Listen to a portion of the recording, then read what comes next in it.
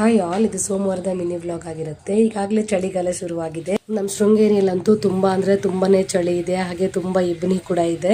ಬೆಳಗ್ಗೆ ಬೇಗ ಎದ್ದೇಳದೆ ತುಂಬಾನೇ ಕಷ್ಟ ಆಗೋಗಿದೆ. ಇವತ್ತು ನಾನು ಬೆಳಗ್ಗೆ ಸ್ಮೂದಿ ಮಾಡ್ಕೊಂಡಿದ್ದೆ, ಬಾಳೆಹಣ್ಣು ಮತ್ತೆ ಡ್ರೈ ಫ್ರೂಟ್ಸ್ ನ ಹಾಕೊಂಡು. ಹಾಗೆ ಇವತ್ತು ಸಂತೆ ಇರೋದ್ರಿಂದ ಶೃಂಗೇರಿಯಲ್ಲಿ ಹೋದ್ವಿ. ಹಾಗೆ ತರಕಾರಿಗಳನ್ನೆಲ್ಲ ತಗೊಂಡು ಚಿಕನ್ ಕೂಡ ತಗೊಂಡ್ ಬಂದಿದ್ವಿ. ಚಿಕನ್ ಗ್ರೇವಿ ಕೂಡ ಮಾಡಿದ್ದೆ. ಹಾಗೆ ತರಕಾರಿಗಳನ್ನ ಒಂದು ವಾರಕ್ಕಿಂತ ಸ್ವಲ್ಪ ಹೆಚ್ಚಾಗೋ ಅಷ್ಟೇ ನಾನು ತರಕಾರಿ ತಂದಿರ್ತೀನಿ. ಯಾಕಂದ್ರೆ ನೆಕ್ಸ್ಟ್ ವೀಕ್ ಕೆಲವೊಂದ್ಸಲ ಹೋಗಕ್ ಆಗದೇನೂ ಇರ್ಬೋದಲ್ವಾ, ಅದಕ್ಕೋಸ್ಕರ. ಚಿಕನ್ ಗ್ರೇವಿ ಅಂತೂ ತುಂಬಾನೇ ಚೆನ್ನಾಗಿ ಬಂದಿತ್ತು. ರೈಸ್ ಜೊತೆಗಂತೂ ಅಷ್ಟು ಒಳ್ಳೆ ಕಾಂಬಿನೇಷನ್ ಅಂತ ನನಗೆ ಅನಿಸ್ತು.